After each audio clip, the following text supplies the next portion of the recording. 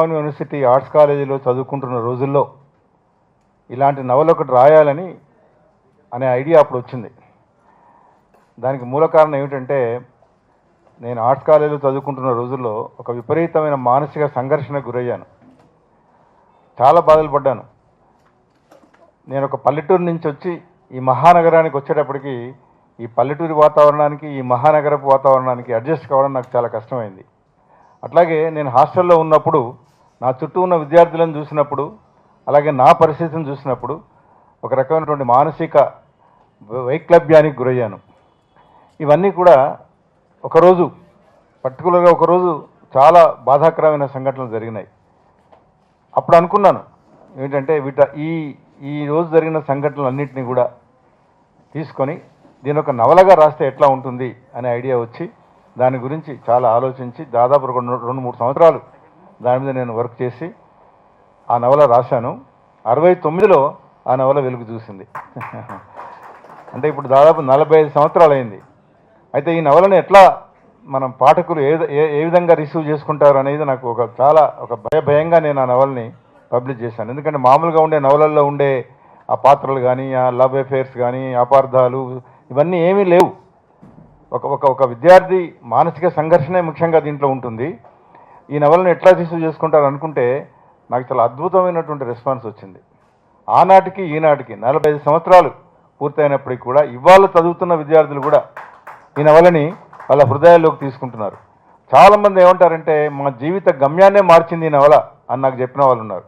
కొన్ని వందల మంది, వేల మంది. ఎందుకంటే ఒక పేద విద్యార్థి వాడు చదువుకోవాలన్నటువంటి ఒక బలమైన కోరికతో ఏ రకంగా వాడి జీవితాన్ని మలుచుకున్నాడు, ఏ రకంగా ఆ పేదరికాన్ని అధిగమించి వాడు తనను తాను ఒక మంచి పౌరుడిగా, ఒక మంచి ఒక ఉద్యోగిగా ఎట్లా రూపొందించుకున్నాడు అనేది నవల్లో చూసి మేము మా జీవితాన్ని మార్చుకున్నామని చెప్పిన వాళ్ళు చాలామంది ఉన్నారు. అయితే ఈ నవలను చదివిన చాలామంది, కొంతమంది సినిమా వాళ్ళ దృష్టిలో కూడా ఈ నవల పడింది. కనీసం ఒక 5-6 ఈ నవలను సినిమా తీస్తే ఎట్లా ఉంటుంది అని అన్నారు. మేము తీస్తామని కూడా అన్న వాళ్ళు ఉన్నారు. కానీ చాలామంది దీన్ని సినిమాగా తీయడానికి భయపడ్డారు.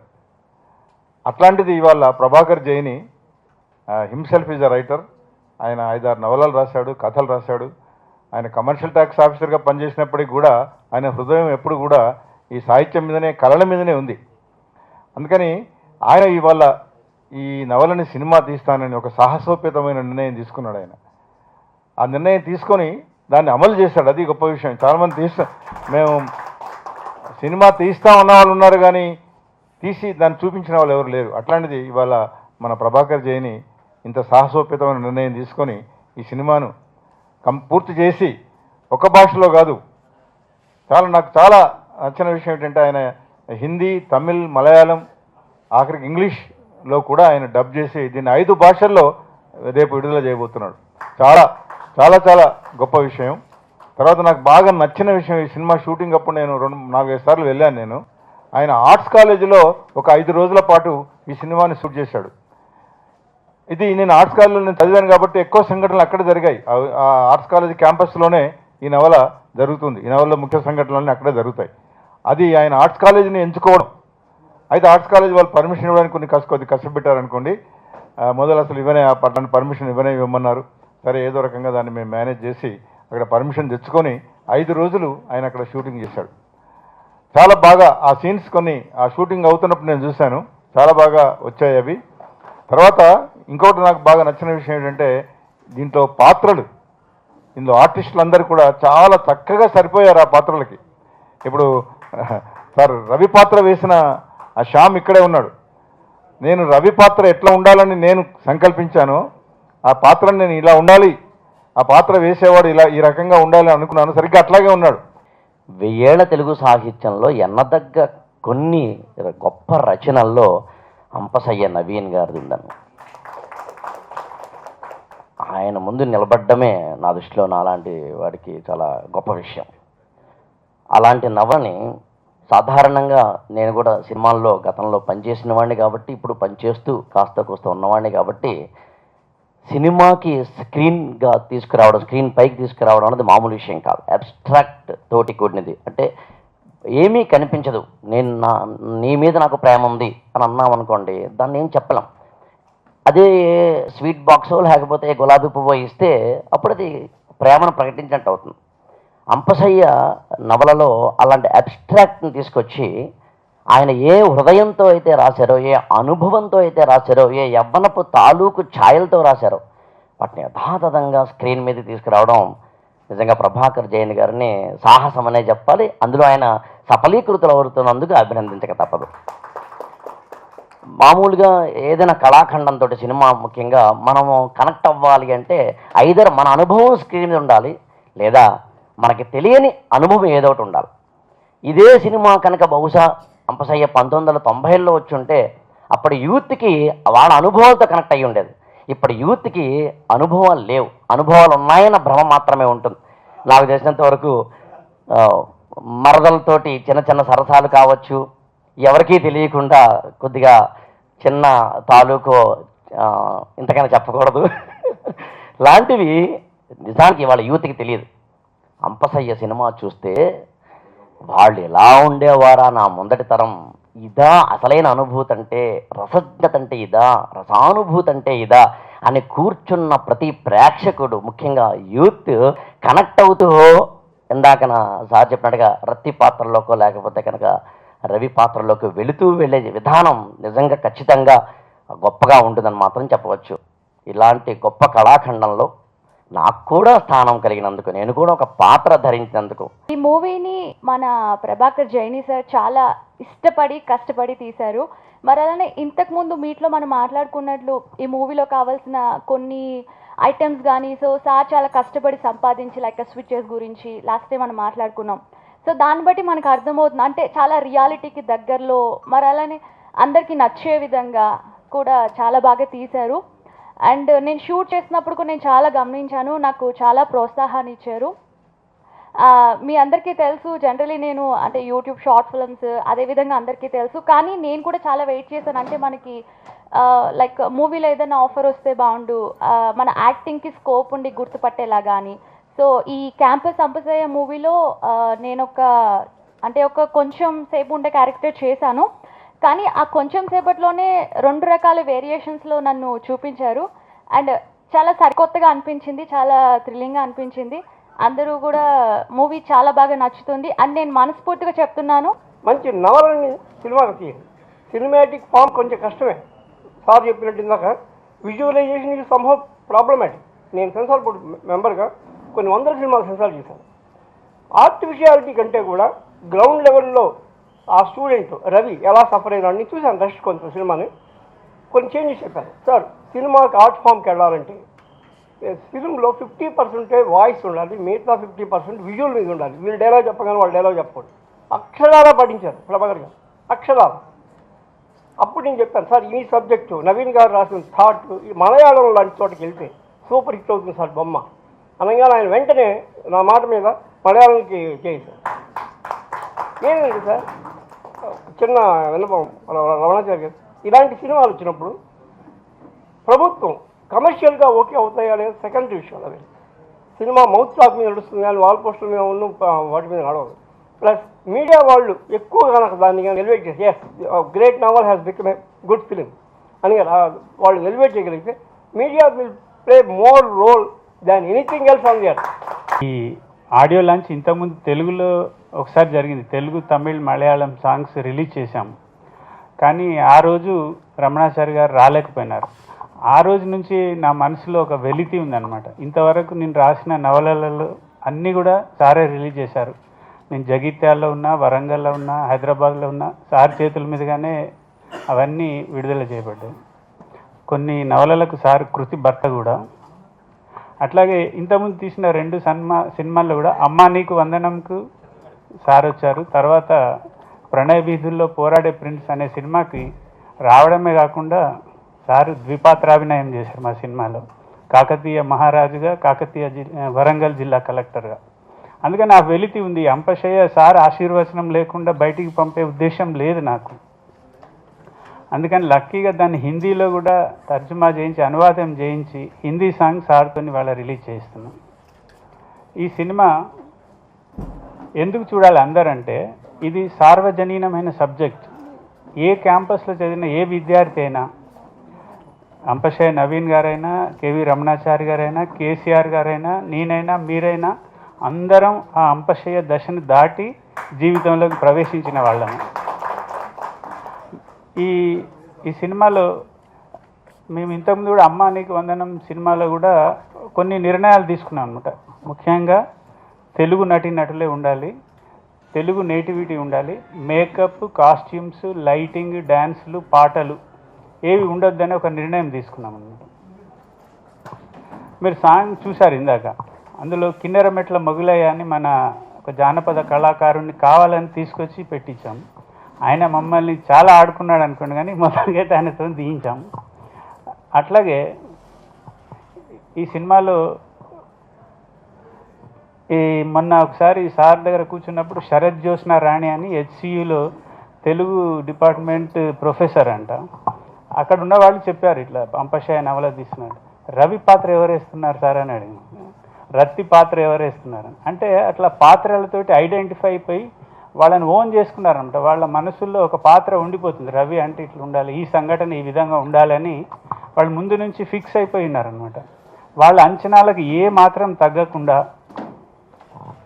ఇంకా చెప్పాలంటే వాళ్ళు ఊహించిన దానికంటే గొప్పగా, అంటే మన మనసులో ఒకళ్ళు ఒక రకంగా ఊహించుకుంటారు, ఇంకొక రకంగా ఊహించుకుంటారు, కానీ అందరికీ ఆమోదయోగ్యమైన ఒక పాత్రను సృష్టించి అందులో ఒక నటుని వాళ్ళు ముందు నుంచి ఫిక్స్ అయిపోయి ఉన్నారనమాట. వాళ్ళ అంచనాలకు ఏ మాత్రం తగ్గకుండా, ఇంకా చెప్పాలంటే వాళ్ళు ఊహించిన దానికంటే గొప్పగా, అంటే మన మనసులో ఒకళ్ళు ఒక రకంగా ఊహించుకుంటారు, ఇంకొక రకంగా ఊహించుకుంటారు, కానీ అందరికీ ఆమోదయోగ్యమైన ఒక పాత్రను సృష్టించి అందులో ఒక నటునితోటి నటింపజేస్తే చాలా అద్భుతమైన ఫీలింగ్ కలిగింది. సార్ అంపశయ్య నవీన్ గారు కూడా నాకంటే ఎక్కువ ఆతృతుంది సార్కి సినిమా ఎట్లా వస్తుంది, అవుట్పుట్ ఎట్లా ఉంటుందని. చాలాసార్లు పాపం హైదరాబాద్ నుంచి కష్టపడి, వరంగల్ నుంచి కష్టపడి వచ్చారు, వరంగల్లో షూటింగ్ అయినప్పుడు వచ్చారు. సార్ మీద ఒక చిన్న సీన్ కూడా షూట్ చేశాము.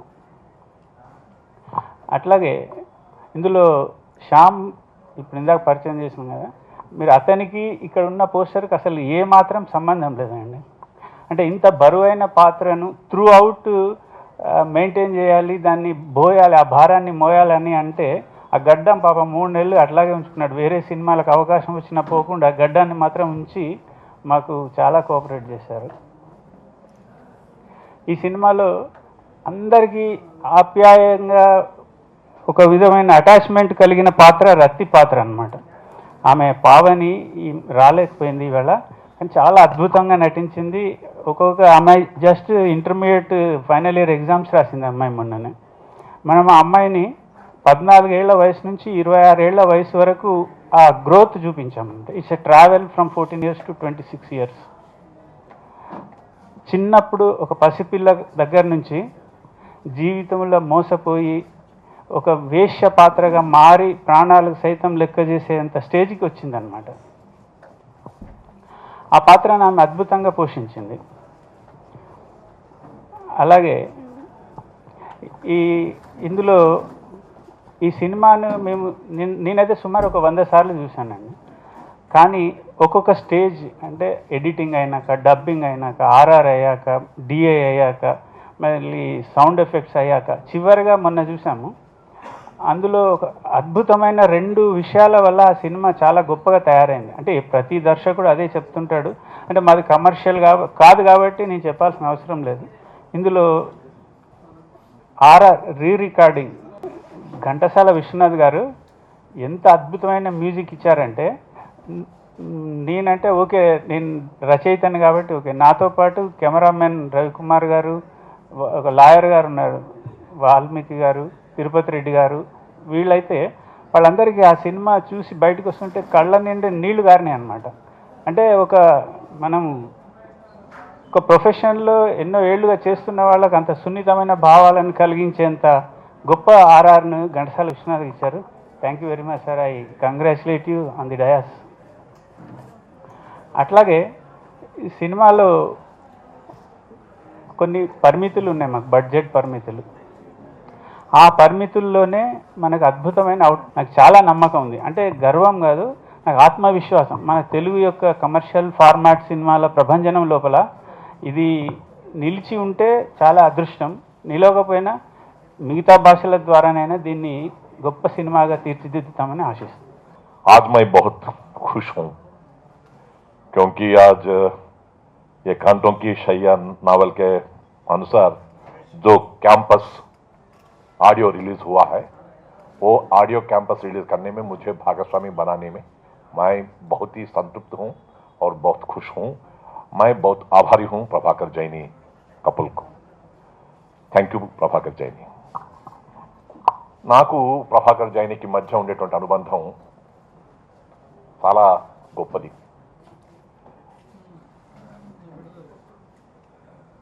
పుత్రాదిచ్ఛేద్ పరాజయం, శిష్యాదిచ్ఛేద్ పరాజయం అని చెప్పని చిన్నప్పుడు చదువుకున్నాం. కానీ ప్రభాకర్ జైని చూసిన తర్వాత శిష్యాదిచ్ఛేద్ పరాజయం అనేటువంటి విషయాన్ని సాకారం చేసినటువంటి చిరంజీవి ప్రభాకర్ జైని నాకు విద్యార్థి అని చెప్పుకుంటే నాకు చాలా గర్వంగా ఉంది. వరంగల్ ఆర్ట్స్ అండ్ సైన్స్ కాలేజీలో నేను లెక్చరర్గా, కెమిస్ట్రీ లెక్చరర్గా పనిచేస్తున్నటువంటి రోజుల్లో వారు అక్కడ చదువుకొని వారు కూడా ఒక ఐఏఎస్ ఆఫీసర్ కావాలనేటువంటి అభిప్రాయంతో ప్రయత్నం చేసి కమర్షియల్ ట్యాక్స్ ఆఫీసర్గా స్థిరపడి ఆ తర్వాత మంచి సాహిత్యాభిలాషగా ఎన్నో నవలలు, కథలు రాసి పేరెన్నిక గన్ని మంచి ప్రైజులు సంపాదించుకొని వారి సాహిత్య సృష్టి చేసినప్పుడల్లా కూడా నేను అందులో భాగస్వామిగా ఉంటూ అమ్మ నీకు వందనం సినిమా తీసినప్పుడు కానీ, ప్రణయ వీధుల్లో అనేటువంటి దాంట్లో కానీ భాగస్వామిగా ఉంటూ ఈ నేను ఎంతో అభిమానించేటువంటి అంపశయ్య నవీన్ గారి యొక్క నవల ఆధారంగా వచ్చినటువంటి క్యాంపస్ చిత్రానికి కూడా ఆడియో రిలీజ్కి నేను రావాల్సింది ఉండింది లాస్ట్ టైం, కానీ రాలేకపోయినాను. I was also feeling very much in the heart of hearts. కానీ తప్పకుండా హిందీలో ఉండేటువంటి వర్షన్ని మీరు చేయాలి సార్ అని చెప్పని పిలిచి నన్ను ఎంతో గౌరవించినందుకు నేను కృతజ్ఞత సమర్పించుకుంటున్నాను ప్రభాకర్ జైనికి, చిన్నవాడైనా. ఇంతకుముందు ఒక మాట అన్నారు, కడియాలమ్మి చదివించడానికి ఆ కథలో అలా ఉంది, దాన్ని చాలా భావోద్వేగంతో మేము చిత్రీకరించినాము అని చెప్పని. అంపశయ్య నవీన్ గారు మాట్లాడేటప్పుడు కూడా గ్రామంలో ఉండి ఈ నాగరికత ఉండేటువంటి నగరానికి వచ్చి ఇమడలేక, అడ్జస్ట్ కాలేక ఎలా బాధపడ్డామనేటువంటిది దాదాపు 46 ఏళ్ల క్రితం తీసినటువంటి నవల, రాసినటువంటి నవల ఎలా ఉంటుందో అని చెప్పినటువంటి భావాన్ని ఆయన చెప్తే, ఇవాళ ప్రభాకర్ జైని చెప్పిన, అంపశయ్య నవీన్ గారు చెప్పిన, నేను చెప్పిన ఒక్క మాట మాత్రం నిజం. కష్టపడ్డ వాళ్ళంతా గొప్పవాళ్ళు కాకపోవచ్చు, కానీ గొప్పవాళ్ళైన వాళ్ళందరూ కూడా కష్టపడ్డ వాళ్ళే అనేటువంటి విషయం అక్షర సత్యం. ప్రభాకర్ జైని ఎక్కడైతే ఆగాడో, ఎక్కడైతే ఆపాడో అక్కడ నేను ప్రారంభిస్తున్నాను. నిజానికి ఇదే యూనివర్సిటీ ఆర్ట్స్ కాలేజ్లో క్యాంపస్లో ఎంఎస్సి చదవడానికి కోసం చెప్పి వచ్చినటువంటి రోజుల్లో ఉండేటువంటి పరిస్థితిని వారు భాగోద్వేగంతో చెప్పినటువంటి విషయం ఎవరికో కాదు, నాకు కూడా చాలా అనుభవవేద్యం. నేను కాదు, నాలాంటి వాళ్ళు చాలామంది ఈ ప్రపంచంలో గొప్పవాళ్ళైనటువంటి వాళ్ళందరూ కూడా చిన్నప్పుడు కానీ, చదువుకునేటప్పుడు కానీ, ఒక వయసులో ఉన్నప్పుడు కానీ చాలా కష్టపడి ఒక లక్ష్య సాధన కోసం చెప్పిన ప్రయత్నం చేసేసి సంకల్ప శుద్ధితోని సంకల్ప సిద్ధిని పొందినటువంటి వాళ్ళే తప్ప ఏదో ఆలోచించేసేసి ఎప్పుడో ఊహకొచ్చేసేసి నేను ఇప్పుడు ఐఏఎస్ అవుదాం అనుకుంటున్నానని చెప్పని ఎక్కడో బంజారాయిల్స్లో కూర్చొని లేకపోతే జూబ్లీ హిల్స్ పోయి ఓ విమానం ఎక్కి రావు స్టూడియోస్లో చేరి అక్కడి నుంచి దిగి మళ్ళీ ఇక్కడ ఏదో రాద్దాం అనుకుంటున్నాను, కానీ ఫస్ట్ అటెంప్ట్ రాలేదు నాకు, తర్వాత చూద్దాం అనుకుంటున్నాను, ఇప్పుడు రెండో అటెంప్ట్ చేస్తున్నాను, ఇట్లా అనుకునే వాళ్ళలో ఎప్పుడు కూడా వాళ్ళు గెలుస్తారనో గెలుపు పొందుతారనో అనేటువంటి అభిప్రాయం తక్కువగా ఉంటుంది. ఎప్పుడైనా కానీ ఎక్సెప్షన్స్ ఆర్ ఆల్వేస్ దేర్, అది వేరు విషయం. కానీ కష్టపడి ఎవరైతే లక్ష్య సాధనతో ఉంటారో వాళ్ళకు మాత్రమే విజయం తప్పకుండా పొందుతాము అని చెప్పినటువంటి అభిప్రాయంతో 69లో వారు రాసిన అంపశయ్య నవల నేను ఆ రోజుల్లోనే చదివి వారి అభిమానిగా మారినటువంటి విషయాన్ని నేను సభాముఖంగా అంపశయ్య నవీన్ గారికి చెప్పుకోవాల్సిన అవసరం ఉంది. అంపశయ్య నవల రాసిన తర్వాతనే నవీన్ గారు జీవితంలో లేక సాహిత్యోద్యానవనంలో ఒక సీతాకోక చిలుక స్థాయికి ఎదిగారు. ఆ తర్వాత ఎప్పుడు కూడా లేటే కొంతమంది జీవితాల్లో. ఆ కేంద్ర సాహిత్య అకాడమీ అవార్డు ఎప్పుడూ రావాల్సింది మా నవీన్ గారికి, రాకపోతే కేంద్ర ప్రభుత్వానికే అవమానకరం, కానీ మనకే వచ్చింది, వాడు ఇస్తేమి ఇవ్వకపోతేమి. అవార్డులు ఈ ప్రభుత్వాలు ఇచ్చేటువంటి వాటి మీద మనం ఎప్పుడు ఆధారపడాల్సిన అక్కర్లేదు. ప్రజాహృదయాధిష్ఠితులైనటువంటి వారు ఎవరైతే ఉంటారో వాళ్ళకి జనమే నీరాజనం ఎత్తుతుంది. కాబట్టి కేంద్ర సాహిత్య అకాడమీ అవార్డు ఇచ్చి కేంద్ర ప్రభుత్వం తనకు తానుగా గౌరవించుకున్నది మా అంపశయ్య నవీన్ గారిని గౌరవించుకునని నేను ఎప్పటికప్పుడు చెప్దామనుకున్నాను. ఇవాళ క్యాంపస్ పేరిట అంపశయ్య నవల ఆధారంగా ఈ చిత్రాన్ని విడుదల చేయడానికి కోసం చెప్పని సిద్ధమైనటువంటి సందర్భంగా ఒక మంచి సాహసాన్ని చేసి ఒక మంచి ఉద్దేశంతో ముందుకొచ్చి ఈ చిత్రాన్ని తెలుగులోనే కాకుండా హిందీలో, మలయాళంలో, తమిళంలో కూడా, ఇంగ్లీష్లో కూడా 5 భాషల్లో నేను నిర్మిస్తున్నానని చెప్పినటువంటి ప్రభాకర్ జైని సాహసానికి నేను చాలా అబ్బురపడుతూ ఉన్నాను. వారి యొక్క ప్రయత్నం విజయవంతం కావాలని ఆ భగవంతుని ప్రార్థిస్తూ ఉన్నాను. ఆయన మాట్లాడుతూ ఉన్నప్పుడు ఒక మాట అన్నారు, తెలుగులో కాకుండా తక్కినటువంటి భాషల్లో అని. కాదు, తెలుగులో కూడా చేయాల్సినటువంటి బాధ్యత మన తెలుగునాట ఉండేటువంటి ప్రజలకు అందరికీ ఉంది. మంచి సినిమాలు రాలేదని చెప్పడం చాలా సులభం. మంచి సినిమా వచ్చినప్పుడు దాన్ని ఆదరించకపోవడం అనేటువంటిది మన దౌర్భాగ్యం. ప్రసాద్ గారికి కానీ, నాకు కానీ, ఇక్కడ ఉండేటువంటి వాళ్ళలో చాలా మందికి తెలుసు సినిమా రంగం ఎంత చిత్రమైన రంగమో. అందుకే దాని పేరు చిత్రరంగం. ఎప్పుడు ఎట్లా ఉంటుందో తెలియదు మనకు. కానీ అన్నమయ్య పిక్చర్ రిలీజ్ కావడానికి కోసం చెప్పని ఆ నిర్మాత పడినటువంటి పాటలు ఏంటో నాకు తెలుసు. శంకరాభరణం చిత్రం విడుదలవుతున్నప్పుడు ఆనాటి నిర్మాత కానీ, దర్శకుడు కానీ పడిన పాటలు నాకు తెలుసు. మంచి అనేటువంటిది మొట్టమొదట చూసేటువంటిది కొంచెం ఇబ్బందికరమైనటువంటి పరిస్థితి. ఆ తర్వాతనే అది అందరి యొక్క హృదయాలను చూరగొంటుంది. కాబట్టి ప్రభాకర్ జైని మొదట్లో కొంచెం అంపశయ్య నవల ఆధారంగా వచ్చినటువంటి క్యాంపస్ పిక్చర్ కొంచెం ఇబ్బందులను అనుకున్నా, ఆ ఇబ్బందులను అధిగమించి తప్పకుండా మంచి చిత్రాల కోవలో ఉండేటువంటి వాటన్నిటిని కూడా అధిగమించి ఎలాగైతే బయటకు రావడానికి ప్రయత్నం చేస్తుందో ఆ రకంగా ఈ క్యాంపస్ చిత్రం విజయవంతం కావాలని చెప్పని కోరుకుంటూ, ఈ క్యాంపస్ చిత్రం విజయవంతం కావాలి అని చెప్పంటే ఉస్మానియా విశ్వవిద్యాలయం, కాకతీయ విశ్వవిద్యాలయం, నాగార్జున విశ్వవిద్యాలయం, ఆంధ్ర యూనివర్సిటీ వారు, అలాగే తెలుగునాట ఉండేటువంటి విశ్వవిద్యాలయాలకు సంబంధించినటువంటి విద్యార్థులందరూ కూడా పూనుకొని ఈ క్యాంపస్ని సక్సెస్ఫుల్గా నిర్వహింపజేయడానికి కోసం చెప్పిన ప్రయత్నం చేయాలని, యువత యొక్క దృష్టి దీని మీద పడాలని, యువత దృష్టి పడేలుగా ప్రభాకర్ జైని కృషి చేయాలని, ఇందులో పాల్గొన్నటువంటి హీరోగా శ్యాముక్ కానీ, తర్వాత మరో నాయికగా ఉన్నటువంటి పావని గారికి కానీ, ఇతర కళాకారులకు, తర్వాత నటీనటులకు, మా ఆకేళ్ల రాఘవేంద్రకి, అలాగే సంగీతాన్ని అందించినటువంటి ఘంటసాల విశ్వనాథ్కి, కెమెరామ్యాన్ యొక్క పనితనం అది చాలా గొప్పగా ఉంటుంది. సన్నగా ఉండేటువంటి వాడిని లావుగా ఉండేటువంటి వాడిని సన్నగా, నన్ను చూపించమంటే ఎలా చూపిస్తాడో తెలియదు రవికుమార్. కానీ తప్పకుండా మన ప్రసిద్ధుడైనటువంటి కెమెరామ్యాన్కి అది చాలా సాధ్యమవుతుంది. ఏం లేదు, అబ్డామినల్ పోర్షన్ చూపించకపోతే చాలు, మీరు గొప్పవారైపోతారు.